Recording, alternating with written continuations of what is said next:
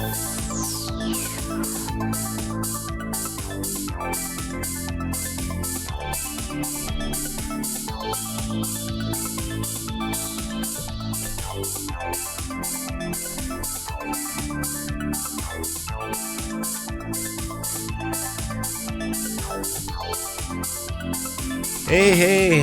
how you guys doing out there? What is up? And welcome to the dark side of the room. How's it going? I am Solar Gray, the cinematic sorcerer, saying, what's going on, everybody? Thank you for showing up. Thank you for bearing with us. And of course, much like my hero, I always have to adjust my shirt and get this show started. It's either that or change to wearing something like a sweater vest and change my shoes. Hopefully the music is good right now, so this is a serious good thing. Really trying to make sure that everything is coming down. What is the term I'm looking for? In a much more professional manner. It's kind of one of the things that I'm trying to do and get out there. So again, welcome to the dark side of the room. I'm Solar Gray, the cinematic sorcerer, and I'm pulling up a couple of things like on the right now tip and all that. And it's been a week, guys. It has been a little bit of a week, but you know what I'm gonna do? First, I gotta deal with business. Get the business going. There we go. Yeah, got the chat up there. All right. Again, it's always reduce the music volume. All right, so just gonna turn that down a little bit. Yeah. There we go. Yeah, that's what we're doing. Keeping that at like a 37% type thing. And all right. So again, welcome to it. I hope the music is fine and all that stuff. Again, these levels are just a little weird on everything I do, but no more excuses. Hope you guys like the new background and all that jazz. Just trying a couple of new things out and all that jazz. So this is what we got to do. First off, and this is important. First off, gotta pay them bills, y'all. So if you guys want to say what's up, all that, send questions and comments, or have something that y'all want me to actually talk about on the show and all that stuff, I'm cool with that. Believe it or not, just pull up a keyboard and send your stuff to backinthedeck at gmail.com. That's backinthedeck at gmail.com. Hit us up. Well, you guys are already on the YouTube, and I appreciate that more than I can tell you, but I'll tell you what. And share, bring friends, do all that stuff. Participate in the chat. Hit us up on our social media over at Instagram at backinthedeck or at Big P. Hit us up on Twitter at backinthedeck. Shout out to Nicholas Horst, who's, no matter where he is on the planet, he's always just sharing the tweets. He's always retweeting, just retweeting the retweet, and I'm loving that guy. Now, if you guys really want to help us out and support us in a meaningful financial matter, well, that's easy. You can always head on over to patreon.com/backinthedeck. Do what we can on setting up everything, making sure that everything is current. I'm always doing more stuff to get us up there. And again, for as little as $1 a month, that's, honestly, in the words of one of my favorite YouTubers, I think we're cooler than a bag of Cheetos. Okay, I think we're cooler than a bag of Cheetos. Maybe not the Flamin' Hot Cheetos. Maybe not the Flamin' Hot. I know I'm pretty much cooler than a bag of Doritos. But if you guys can't afford that, but you guys like what we do, that's easy. Just head on over to soundcloud.com/BID_P, and you guys can listen to the audio to your heart's content. And that means you can download everything for free, and keep it for you for as long as I can keep paying for SoundCloud, because all that other stuff. The Patreon is how we keep the lights on, and we're going to be talking about that a little bit more during the show. So now that I've got all that stuff going down, Let me just take down the music. All right, cool. And of course, this show wouldn't be this show unless I gave a serious shout out to NP City. What's going on, NP City? How you guys doing? Woo, yeah. Yeah, it's the NP City. There we go. Yeah, had to get back into my nice fade. Ooh, God, no, I didn't like that fade. Well, you know what? It's a fade. And that's not as good as I like. There we go. Yeah, there we go. All right, yeah. Doing all that stuff. And yeah, so what's going on, NP City? I love you guys out there. Yes, 37% is your favorite percent. I don't even know why, but that's okay. And of course, so on to today's topic. Now, today's topic is a little, this is going to be a rough one, but one of the things I'm not that great at, believe it or not, is reading a room. Okay, I can't read a room because there's so many different subcultures out there that I've moved in and out of. I've moved into lots of different places in the suburbs. I've moved, every suburb is actually different. Not like suburbs aren't different in the sense of the scale of difference between, say, the suburbs and a trailer park, right? But they're different enough between each other to make things a little weird.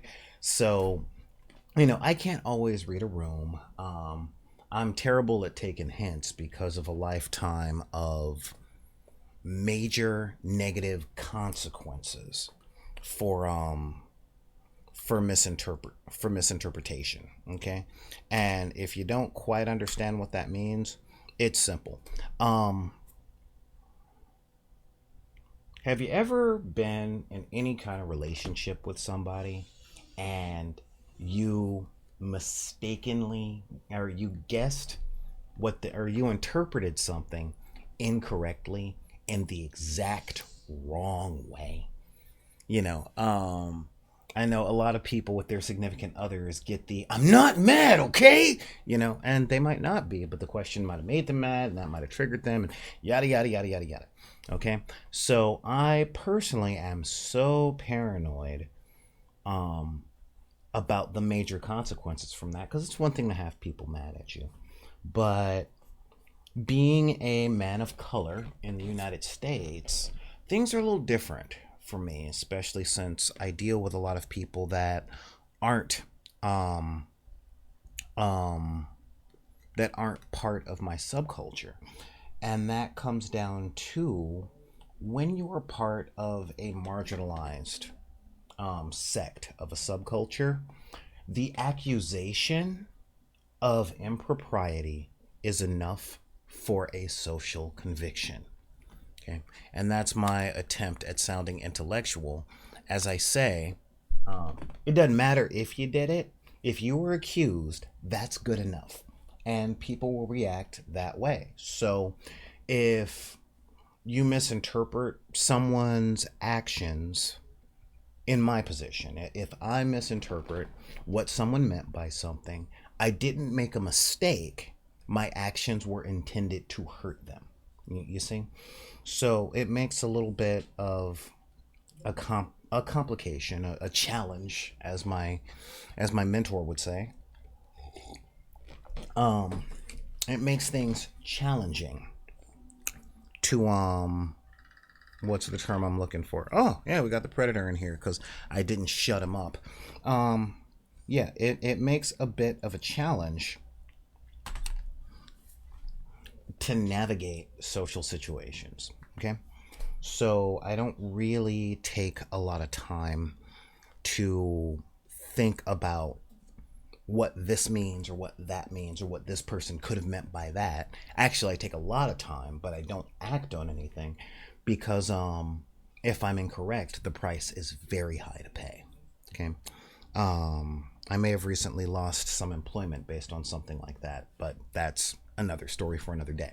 Anyhow, depression and discouragement is what I wanted to talk to you guys about today, because I recently saw Dolomite is My Name on Netflix. New production starring Eddie Murphy, Keegan Michael Key, Omar Epps, Wesley Snipes, who really steals every scene that he's in. It's like Eddie Murphy is doing his thing, and Wesley Snipes he comes up and he's like, "What you got on my scene, homie?" And sure enough, he takes all the scenes all the time. But the premise of the movie is really interesting. Hang on, let me turn down the major volume here because I probably am drowning you guys out if you got your headphones in. So how's that? I hope that's better. And essentially it's the story of Rudy Ray Moore. And Rudy Ray Moore is the producer and director of Dolomite and Disco Godfather, and he did 8 blaxploitation films between the 70s and the 80s. He did 7 records. One of the most famous one is called Eat Out More Often. And he was a vulgar, rhyming stand-up comedian, dancer, singer, just overall total package in the 1970s. And all he wanted to be was famous. And he came across a lot of obstacles. Now, in America, for those of you guys that are watching from overseas, here in the U.S., we love to mythologize, okay?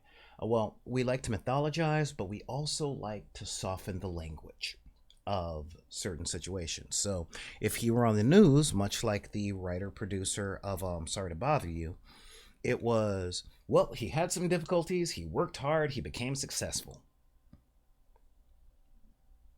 I hate them. I hate them a lot. Because that is a nice summation and those are nice chapter titles. But the movie examines how he made a bunch of records, and a lot of people know, like, hey, I'm going to be a musician, or I'm going to be a filmmaker, I want to make a movie and all that stuff.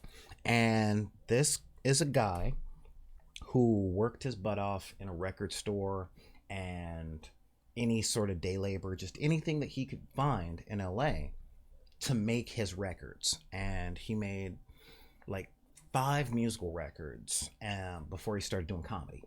And every time he did something new, he had to find the money to make it. And that was the easy part. Because making a record is easy. Making a YouTube channel is easy. Making videos are easy. But he couldn't sell stuff. And the movie showed all of the things he had to go through. Hey, Final D, what's going on? From selling his records out of the trunk of his car, to driving up and down what was called the Chitlin Circuit, which was essentially all the black clubs that Ray Charles was allowed to play. Ray Charles, Quincy Jones, Sammy Davis Jr., throughout the United States South, or what we call the Bible Belt, doing his acts and making his money. And it's essentially busking. You guys would call it busking, but it was busking at really small clubs, but he still had to pass the hat to get money and go home. But what he had to do was build his following. He had to build his following with what he had, and he hit the skids and he hit the dirt, and he just went out all. And eventually one of his records ended up becoming really popular throughout his following, and his following happened to be the African American community back then. And this is all over the place. Like, this is how we do things in the hood. There is the underground, and the underground is essentially, we can't get into corporate America, we can't get into the big leagues, so we do what we can with what we have, and hopefully it works. This is where you get independent film. This is where you get all that hipster underground music, the I'm better than you because I listen to something you ain't never heard of, and there is a huge inspiration in doing that. Not just because it works for a lot of people. Again, we wouldn't have Kendrick Lamar if that wasn't the case, along with Run DMC and most of mainstream hip hop. Okay, Um, yeah, that's right, Nerd Soul. The entrepreneurial spirit. That's a serious thing. The entrepreneurial spirit. Um, but the thing is, um, these labels are not very descriptive because over the course of the movie, which I really liked, um, he had major opposition on every turn. Even the people that were working with him, if they weren't telling him that what he wanted to do wouldn't work, they themselves were obstacles to doing the job because they were afraid for themselves. And I've heard a lot of far right people say things like, well, the hood and the black community is nothing but a crab pot, blah, blah, blah. And for those of you guys not in the know, um, crab fishermen don't tend to cover their buckets when they catch crab because if one tries to climb out to the freedom of life that won't result in them getting boiled and covered in butter and yeah, um the other crabs will grab them and pull them back down. And these far right jerkwads are actually kind of right. However, it's not just the black community, okay? It's most communities that I've observed when it comes to any particular person trying to do something better than where they came from. It's almost like this idea of you're born into your station, and if you want to go beyond your station, you're expected to. But just to make sure you deserve it, we are going to pull you down. That's what we're going to do. I go through it a lot with this channel. And this is where the discouragement and the depression comes in. Because I got people from day one always telling me I have to buy better stuff. I have to buy better cameras. I have to buy better sound stuff. I have to hire more people. And I'm like, I don't have the money for that. And the answer is, well, if you don't have the money for it, then you need to give up because you're going to fail. Okay? And that is more than unnerving. Whatever you're doing in the life that you live, the other D&D are going to be ever looming. That depression, that discouragement. I'm not a religious man, but I believe it was Ecclesiastes that said even a prophet will be considered a fool in the village that he comes from. Okay? Which means, if you want to do something more than what your surroundings think is possible, you can either change your surroundings or accept the fact that those around you are going to pull you down. And this is a really, really, really common thing and a very prevalent thing, especially here in the 21st century. If you guys had noticed, I watch a lot of online stuff. I do everything I can to learn. And when I was watching this movie, I saw something that I'm kind of dealing with a lot of the new players I have in a couple of games that I'm trying to put together for the channel. And that is the dedication that people get to doubling down on what they think they know when they're too afraid to study. Okay? Now, in my community, in the inner city black population, there's a lot of things we don't know. And we do tend to fall for a lot of the mystification of things because when you're reverse engineering, you don't have a lot of the right questions to ask when you're going from scratch. Okay? An example that I have of this is from when I was studying Kung Fu. There were some kids that came in to the Kung Fu school that had super studied all the most complicated and dangerous aerial maneuvers. We're talking like that full body spinning kick that you go into from a butterfly kick and all the stuff that you see on the movies, right? That whole running up the wall and then doing 3 spins and then kicking and landing in a split and all that stuff. And these things are not part of standard Kung Fu, but these kids didn't know it. they were doing what they saw on the movies. Okay, they see it in a kung fu flick. That's the way that's the only context they have for what's real. In the same way that a lot of middle Americans or a lot of people overseas don't know that not all black people are thugs, because the only context they have are pimps, drug dealers, all that stuff. Just like not all gay people are these really effeminate founts of wisdom that always know what to say with a glass of wine. You know, they only understand those stereotypes based on their lack of exposure to the real thing. And I noticed a question comes up a lot whenever I do what I can to go into any sphere outside of this, which is, do you even know what you're doing? And I'm like, no, not really.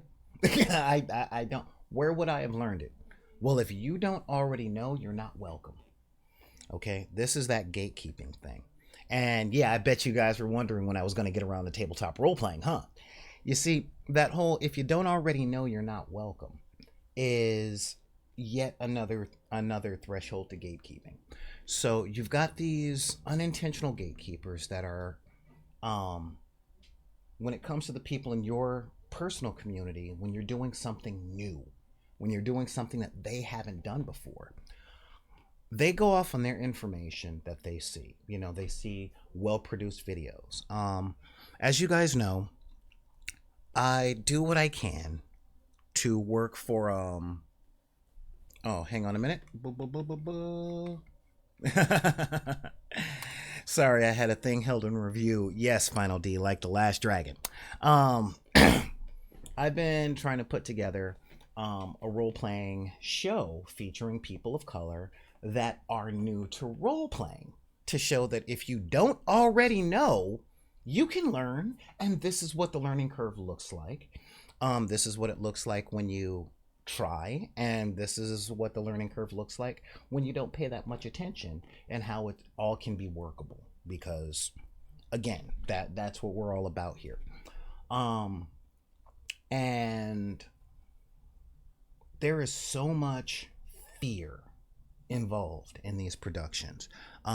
Is this going to make any money? Are people going to watch it? Nobody wants to see new people doing stuff, and that's on their end. The stuff I was going from my end was like, everyone who tries this uses Critical Role as the standard, right? Critical Role has great 5D cameras. Matt Mercer is an amazingly cool guy who is a very good writer, a very talented actor, a very talented voice actor, as is every single person that goes on that show. All of them, every single person that's ever been on Critical Role more than once is a professional storyteller who has enough money to either consistently pay rent or to buy property in Los Angeles.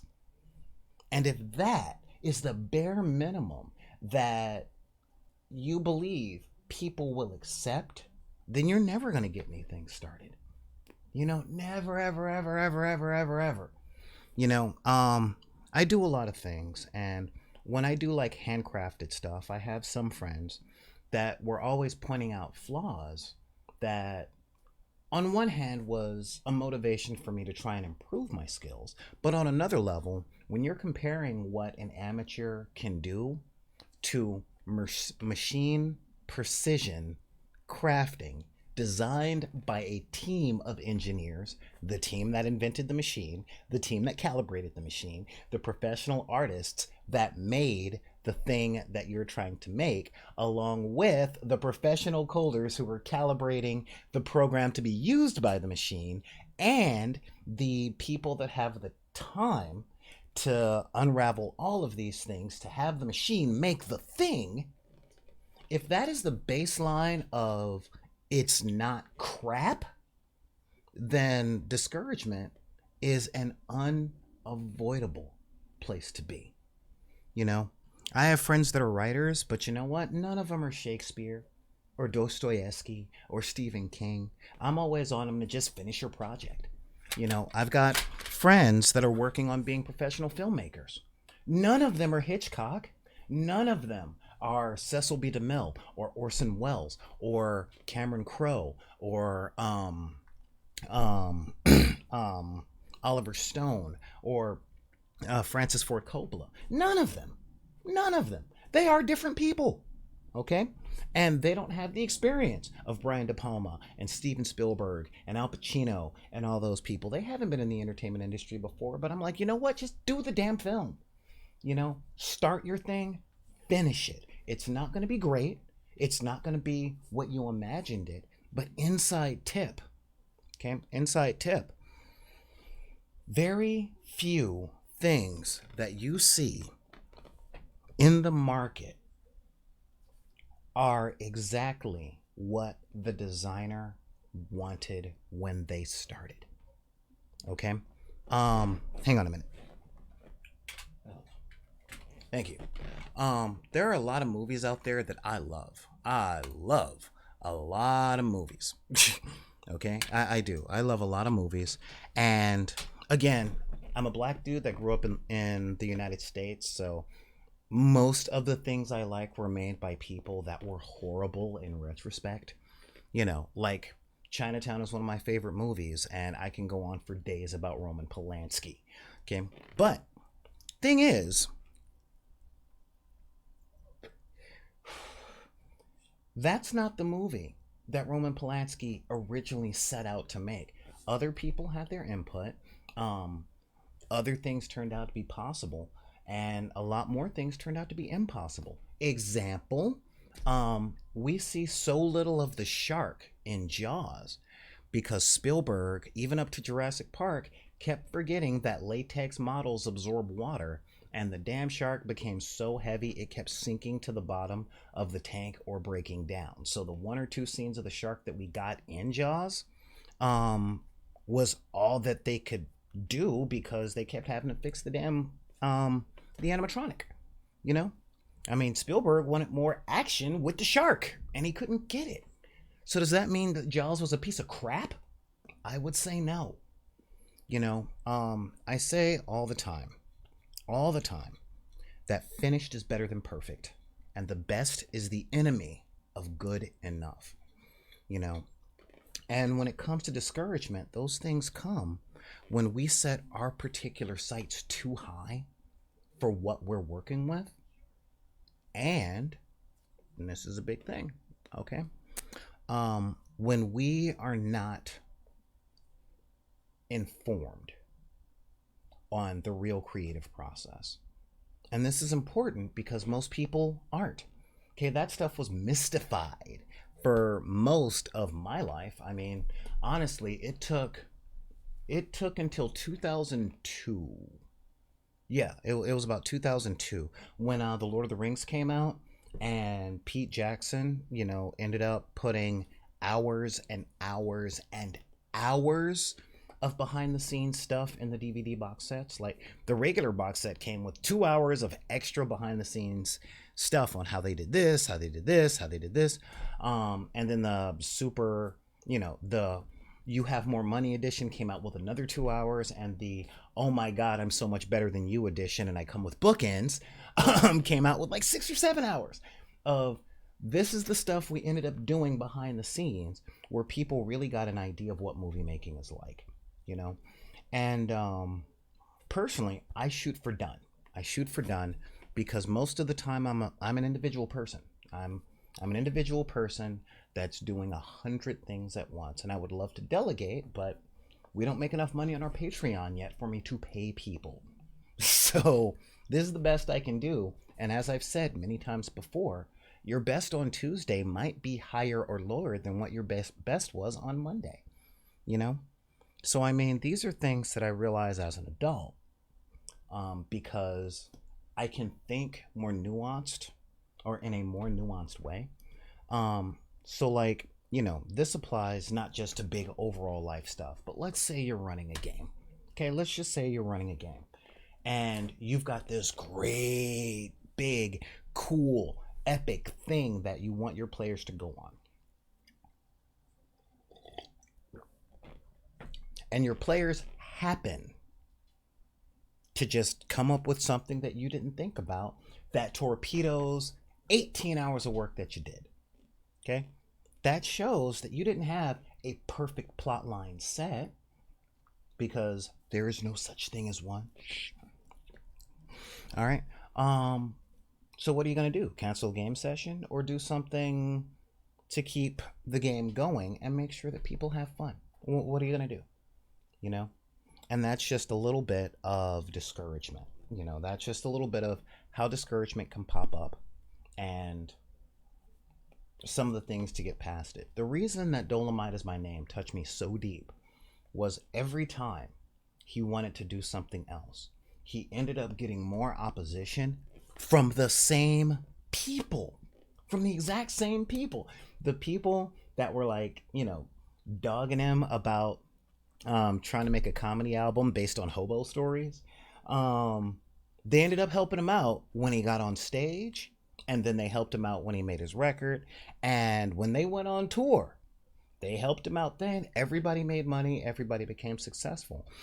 And then the minute he said that he wanted to make a movie, those same people injected their fears, saying, we can't do that. I can't be on camera. I'm fat. I don't like taking pictures. And this is like 24 pictures every second. Oh, no. But you know what? He did it. And I don't know if you guys have seen Dolomite, but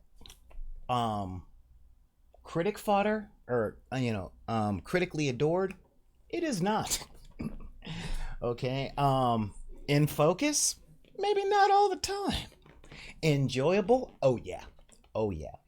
But it's that same spirit of, I work in a record store and I'm just working my way up using every single tool at my disposal. That dude, that's just that is what the inspiration is for me. Okay. Primarily because depression is a very real thing. It's a very real thing in the 21st century. I know I can only think of about 4 people in my entire Rolodex that hasn't been diagnosed with depression or isn't currently prescribed meds for it. It's real. Now, my spiritual teachings and my wizard stuff classifies the root of depression at not being able to express sadness for so long that a biochemical change happens. And the hormones and stuff that go off in your brain when you're sad, when you're depressed, they just keep going. And this has effects. Hang on. Boop. Yeah, this has effects on the body. Has effects on the mind. And in my personal experience, having had to deal with depression in myself and in others, depression is almost like an organism fighting for its own survival inside your head. Okay? Because whenever people are recommended or pointed to doing what it takes to, I'm not going to say alleviate their depression, but to start to recover from it, the depression doubles down. And that's when you get these, it won't work, it didn't work last time. People fight against these solutions. And I'm like, is that the depression just going, you know what? I don't want to die. Don't make me die. No, I gotta live. I am a being. I have a right to exist. And it's like, your right to exist is driving me to suicide. So one of us has got to go. No! You know, that's the dialogue I see in my head. That's what the depression is like when you're trying to treat it. You know, the Netflix show Big Mouth is fantastic with that because it categorizes depression as a big, fat, purple cat that lays on you and keeps you in place all day and all night. Just, yeah, why don't you just stay in bed and drink melted ice cream? Yeah, that's good. You know, and again, I get that. Now, I personally am not medicated.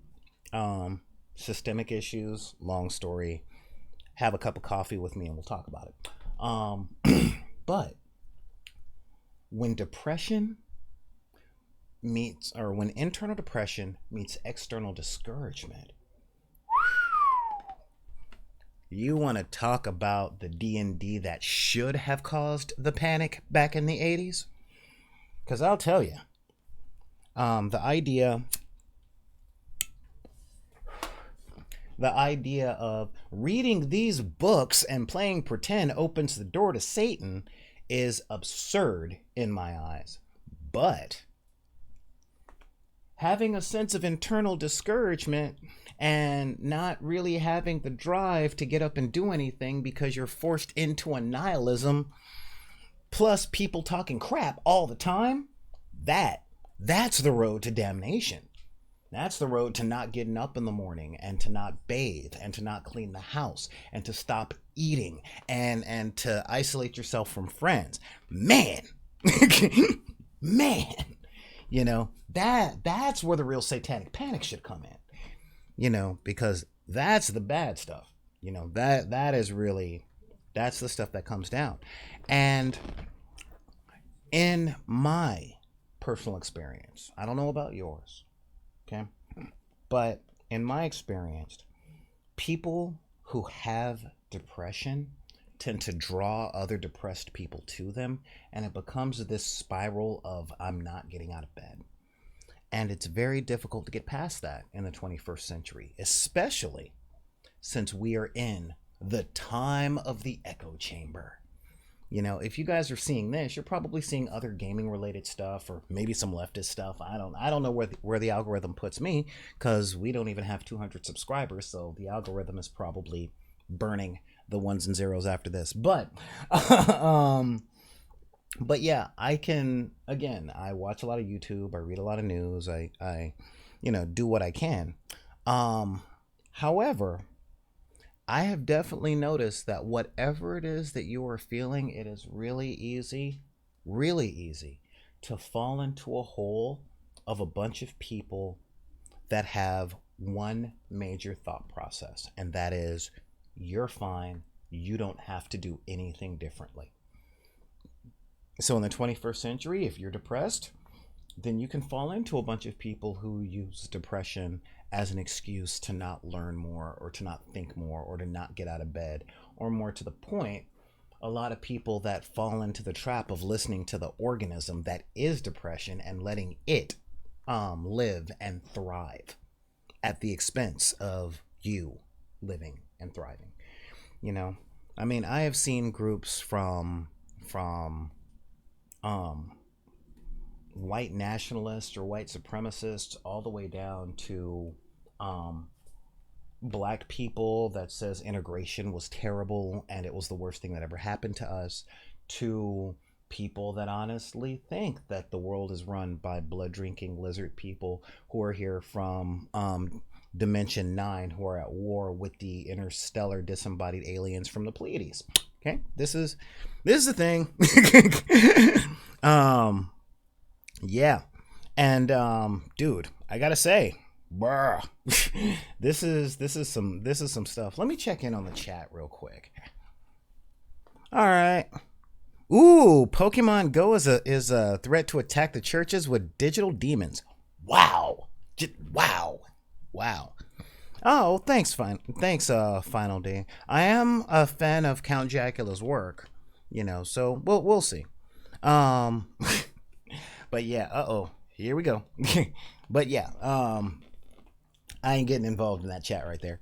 But seriously, these are, you know, echo chambers. Echo chambers are real easy to fall into. Whatever it is that you think is okay for you, currently you can find 10,000 to 100,000 people who are just like you, who agree, and who will spout out any point that it takes to make sure that you don't have to do anything different from what you're already doing. Unfortunately, in my experience, and maybe this will change as I get older, life don't work like that. You know, the Japanese have a saying, stagnation is death. You know, and I'm like, okay, well, what does that mean? It means you're not living if you stay exactly the same. Okay, if you never change and you never, ever do anything different, then you're not living. You're just this crystal. You know, you're a crystallized thing at zero, at absolute zero temperature. There's no movement, and that's not living. You know, living is real. Living is something that happens. It's a verb. Living and loving are verbs, not nouns. You know, so they're not in stasis. But when you're dealing with depression, it's really easy to fall in with people that start that echo chamber. You know, this is something that happens with trauma, any kind of trauma. You know, there was this thing on the internet for a long time where it was, I'm introverted, so that's the reason I act like this, so leave me alone, or more to the point, I've got, you know, I'm an introverted personality, so stop trying to drag me out of the house because I need to recharge because I'm an introvert. And it's like, okay, cool. That's the compromise I as an extrovert will make. But as an introvert, please publicly state what your compromises are if you respect me as much as I respect the stuff you're doing. And boy, did I get crap for that. No, your demand for equality, equal treatment is an assault on me because it makes me uncomfortable. And I'm like, dude, okay, go back to your echo chamber. Dude, seriously, just back to your echo chamber. All right? Because, you know, again, some people would call me a coward for riding the fence or always trying to look for the golden mean. But yeah, it's a thing. It's really a thing. I, on the other hand, I'm an extrovert. I get that introverts need their downtime. So my solution, I try and have a big Rolodex. But when it comes to depression, you know, being a disenfranchised person of color, and when I say disenfranchised, I mean fiscally and because of being a man of color, my negative emotions are not allowed. I don't live in a society that allows me to feel sad or feel angry externally. Okay, I can feel anything I want, and no one is ever going to tell me that I don't have the right to feel, as long as I don't cry, I don't yell, I don't scream, I don't threaten, I don't say anything that's sad, I'm never honest about how I feel, and I don't make anyone uncomfortable with anything that I'm going through or anything that I say, and their comfort levels are based on everything that they're keeping inside that I don't know about, so I should just shut up and not say anything. You know, yeah, it's it's really messed up. And this is that discouragement. This is that discouragement into living. Now, this comes to fruition at my gaming tables because I have a lot of friends who are very, very set in a lot of the stuff they like. Okay, and I ain't bad on that. I don't think in zero-sum terms, meaning if you can like this, you can't like this. Okay? I have a few friends that their gaming habits are, they are into the cult of novelty. And that means if it's new, they're all in. And then once they know it, they're on to something else. My thing is, for most of my gaming life, I came from the place of compromise, and now I'm kind of wanting my turn.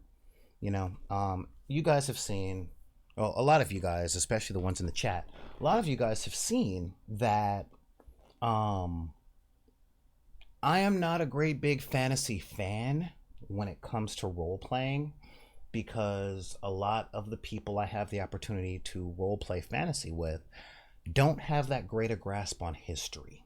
And when I say don't have that great a grasp, they look at me as a person and they already think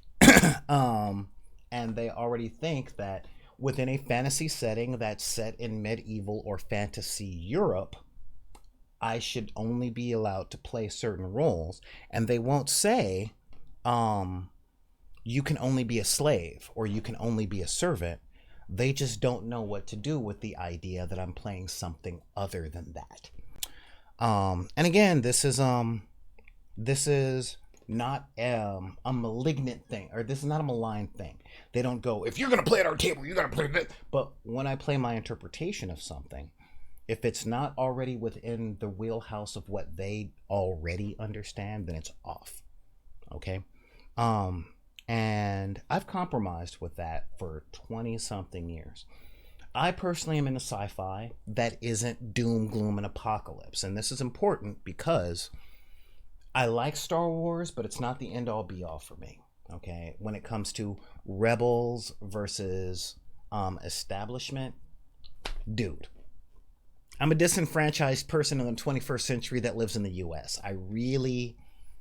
I've been fighting the rebels battle for my entire life in order to eat. I really don't need that. Um, I'm not really big on post-apocalyptic Mad Max futures because growing up in the hood, especially being a teenager after a riot, looting, scavenging, having to fight people from taking your stuff. Yeah, that was my childhood, so that's not really escapism for me. Okay? But that Star Trek future or Doctor Who Adventures in Time or what else is out there that we haven't come across yet, that is all me. I'm all about the Star Trek future where it's like, yeah, Earth is over there and it's doing its thing, but what's this, you know? And I don't have a lot of friends who are into that because honestly, most of them had it a lot better than I did growing up. So they don't have the same scars that I have about these genres. And this is not a slight on them, you know? I envy the fact that they didn't have to take a sharpened screwdriver to school just to keep their sandwich from being stolen. You know, I envy the fact I envy the fact that if they had a bad haircut at school, they were just pointed at and laughed. They weren't beaten up, gang raped, and had their head shaved. You know, that it's a different thing.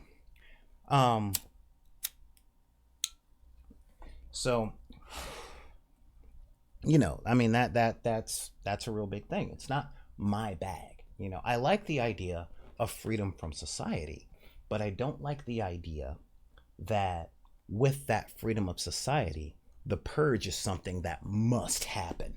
You know, I like other ideas like, all right, we don't have any government influence. We're just going to go over here. You know, not now that we're free, we can have rape for dinner because the only thing that stops that is law. I don't believe that. I believe that people are better than that. Recently watched the first Purge, and I'm glad those writers think that too. Spoiler for the first Purge. When they did the first Purge, not a lot of people did it. They just mainly had parties. It was, that's actually pretty awesome. It was like, wait, we can kill people if we want? Yeah. No, let's just have a party. Woo! Woo, yeah, party. Yeah. Woo! I'm under 21 and I can drink because it's the Purge, you know. I'm a big fan of that idea. I believe in the goodness of people. Now, how are all these things super related and what can you take away from all this? This is the big question that we have to ask in every single one of these episodes. All right, cool. Well,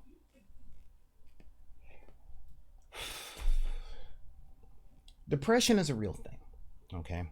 And every real injury comes with a compromise between the injured and the people around them.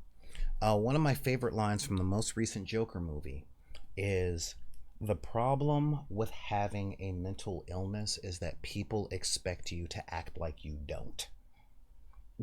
Okay? I'm like, ooh, I think I've written that down in the same handwriting because I'm a nut. On one hand, people, when there are people that suffer things like depression and discouragement, and I realize that when you're around a creative, be it a GM, an independent filmmaker, a YouTuber, a writer, a whatever, okay, it comes with a little bit of power intoxication. You can finally have some influence on something bigger than you. Like, I have a friend who's an author, and, well, I have lots of friends who are authors, and sometimes they hand off like a chapter or two to someone and say, hey, what do you think? and people come down on them for formatting or grammar and all that stuff. And this guy just wants to know about story beats. And I've got other people. Yeah, and this has happened to me quite a few times. Like, what do you think of the story beats here? Well, I don't like your video quality. And I'm like, I'm not talking about that. I'm just talking about the story, Well, it's really distraction because, that's, and I'm just like, okay, stop. Just stop.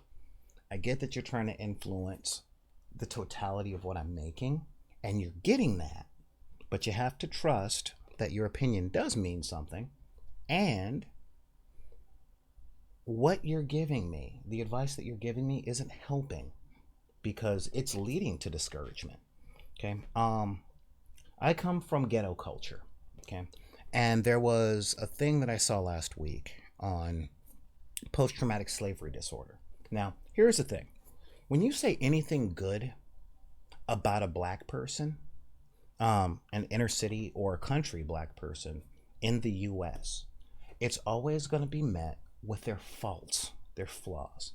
Like, man, your son is really smart. Boy, that boy could blah, blah, blah, blah, blah. He's always running around. He don't listen. That kid needs his butt beat. Let me tell you where that comes from. A little bit of a history lesson, okay? Way back in the 1700s, on the plantations, when the slave masters used to compliment children, their parents had the responsibility of making their children look terrible. Okay, it's, wow, that little boy Lamont, he's looking strong. He might be strong, but he's dumb as a post. He can't listen. He can't learn how to properly do this. He's always sick all the time. And that ain't muscle, that's fat. Matter of fact, look at him now. That can't be doing all that stuff. And they were doing that so that the slave master wouldn't be inspired to sell their child. Okay? Because if the slave master said, wow, that boy looks smart and capable, and the mom said, oh yeah, we are so proud of him, and the slave master goes, that's good, he'll get a fair price, whoop, gone child. Okay, so how does a parent deal with this? Okay, that was passed down from the plantation to the free state and all that other stuff, and the damage that gets done reflects this way. Black people don't find out the truth of that until they're adults. So we've had an entire life of trauma when it comes to, well, I got an A in class. Yeah, but it wasn't an A++. The underlying tone, I'm proud of you for getting an A. But that habit of tearing you down so that other people won't take you away from me isn't really told. So the kid that gets the A is like, what do I got to do to get any sort of praise whatsoever? Especially in the context of a society where they see other kids getting praise all the time. Okay, that does major, long-lasting psychological damage. And now, when any sort of person of color goes for any critique, what people do nowadays, because I don't know when this happened, but it's like if you want to be a critic, you only point out bad things, or you have to point out more bad than good, or it seems like you don't know what you're talking about. And it's like, was this enjoyable? Well, it was enjoyable, but... or was this enjoyable? I can't read it because it's not up to my intellectual standards. It's like, well, thanks for being a friend, or thanks for being family, So by the time these black people get in the 30s, they've had an entire life of people telling them that no matter how good they were, if they weren't perfect, if they weren't critical role level, then they may as well have not done anything. Okay, anything. When you make anything other than an A+++,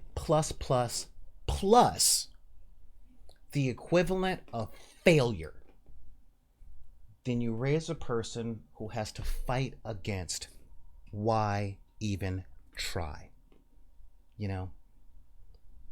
Now that is one of the major causes for depression, because again, with that whole disenfranchisement thing, you can't express those things. So they just build up and they become toxic inside. And all of a sudden, you just don't want to get out of bed because I'm not the CEO of the company, so why should I even show up to work? I've been working at this thing for a long time, so why should I even try? Which brings us all the way back to Dolomite is my name.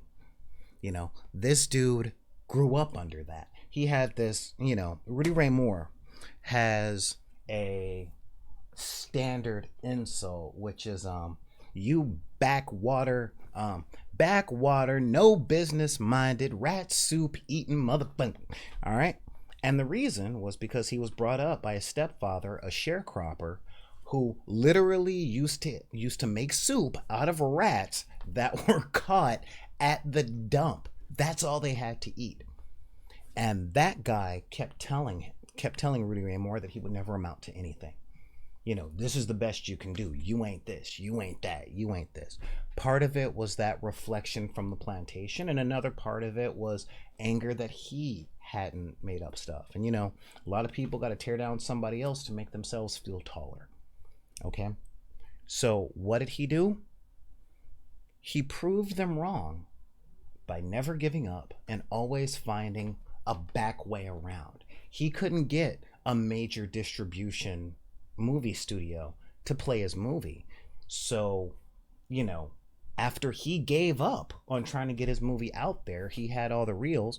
A radio DJ is like, I got a cousin that runs a theater, and he paid out of his pocket to do what's called four-walling, which is paying a theater to have a midnight movie of whatever you want to put up there. And he did the advertisement, and that movie became such a hit that one of the companies that turned him down came back with a movie deal, came back with a distribution deal, which made him, I think the movie ended up making like $30 million off of a $30,000 budget in 1978, and he was able to make 7 more movies, and honestly, I find his death tragic, but that's a thing for a different time. But the whole thing was that it is easy to say things like don't care what other people say about you and all that stuff, but fact is that's hard. That's a very difficult thing to do. It's a very difficult thing when you see these motivational memes online that say, oh, you've got depression, hang in there, kidden, go to the gym, blah blah blah blah blah. The part of the responsibility, the big part of the responsibility of the people around those with depression is to understand that depression isn't what you think it is. Do some study, do some work, and approach the person in your life that has depression with real compassion and as much understanding as you can get. And if you don't understand, then shut up and listen.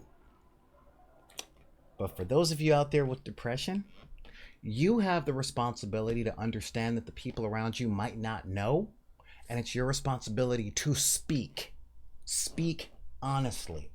Recognize that what you're going through might be part of that depression. This is the relationship between the GM and the players. Players expect GMs to be these unwavering fountains of knowledge when it comes to running the game. It's like, what is the bonus when you're climbing up something that's covered in grease on a more than 120 degree incline, and you're upside down, but you're encumbered, but you have a strength rating of 2. So what's and it's like, no, stop. Okay, stop trying to use the most outlying and reaching stuff. Stop trying to be right, and listen. And y'all depressed people out there, stop trying to be right and talk. Find solutions, and the only way that solutions can be found is if both parties put aside their fears. They put aside all that stuff of, well, if I see you succeed, it shows me how I'm not. Put aside, well, I'm afraid of this. I'm afraid of this, so I am going to make you afraid of this. Stop justifying your own failures, or stop trying to protect people from the failures that you did, and maybe team up with them to find solutions. And for those of you creatives out there, shut up. Finish what you're trying to do with whatever you have. I say all the time, this channel this channel, this company, this started with a microphone from a Guitar Hero on a PS2 plugged in to a $60 laptop with Linux. And the Viking and I were passing the mic back and forth to each other while we were having a podcast. Today, we've come a really long way. Okay, yeah, and it's taken 7 or 8 years. But you know what? I remember where I come from. And no, my cameras aren't 4K. I don't have 4 or 5 producers running gear. I don't have 6 or 7 producers running equipment. And right now, I don't care about that. What I do care about is doing this content, getting this stuff out there for you guys, telling my story so that some of you guys out there that see this understand that you're not alone and you're not unique in your experience. There's loads of us out there like that. And one of them's right here. So that's my whole purpose. That is what I'm doing. So with all that, I'm gonna say thank you guys for showing up. Yeah, I've been talking at you guys for like an hour. Talking at you guys for seriously like an hour. I appreciate you guys for being here. I appreciate you guys for showing up. And yeah, this is a big thing for me. Thank you so much for showing up. Thanks for being here. I'm pretty sure the music is still playing. I'm not quite sure on the music. Yeah, it's still playing. Hopefully you guys can hear it. The thing is, here in the studio, here in the Wizard's Tower, I can't hear the music when you guys are doing the thing. But again, thank you guys so very much for showing up. I am kind of being played out right now. Woohoo! Yeah, I am kind of being played out right now. So, thank you guys for showing up. I want to give a major thanks to the NP City. Thank you guys for showing up. Thank you guys for keeping for keeping relatively civil. It was gonna get hot in there today. Special thanks to Shannon Lay, my top patron. She is part of the tier that says I have to mention her in every single podcast that I do, regardless of what it's for. And if you guys want that, if you guys want that, then just head on over to patreon.com/bid_p and log on. She's at the $20 tier, which is awesome because again, your name in the credits of all my videos and exclusive tutorials, which means you want to learn how to play a game. Either if you're in Southern California or somewhere I can get to, I can come to you to teach it, or we can have a Skype session and I can teach you how to play a game, which also means I have to go out and get the game and I got to learn the game and understand the game and all that stuff, and we doing the game. But thank you guys for showing up. And of course, if you guys want to learn, it's a little bit too late because I got to get out of here, but pull up your keyboards and type in backinthedeck at gmail.com. That's BACKINDECK at gmail.com. Thank you guys for showing up on YouTube. Get some of your friends to do this. As soon as I get over 250 subscribers, then I'll start reaching out to other YouTubers that are like this and begging for endorsements. Endorsements by, telling their people to come show up if they think that's a kind of thing. Hit us up on the social media at Twitter. I'm trying to stay on top of that. It's just most of the time, whenever I have something to post on Twitter, I'm trying to keep stuff from being as angry as I used to be. Okay, or as angry as I used to express, because I used to be like, blah, blah, blah, you can eat the corn out of my... Yeah, that used to be me. So I'm trying to say other stuff, and we try not to get too political here.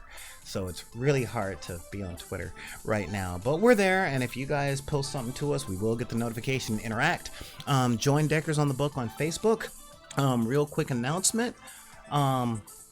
We are putting together the stuff from the store, and I'm going to put this out on Twitter. I asked a question on Facebook and a few groups, and one of the things we're putting together are dungeon tiles that are affordable to regular people, which means they're not dwarven forged, they're not made out of dwarvanium and stuff like that, but there are a lot of them, and you can use them for campaigns and stuff like that.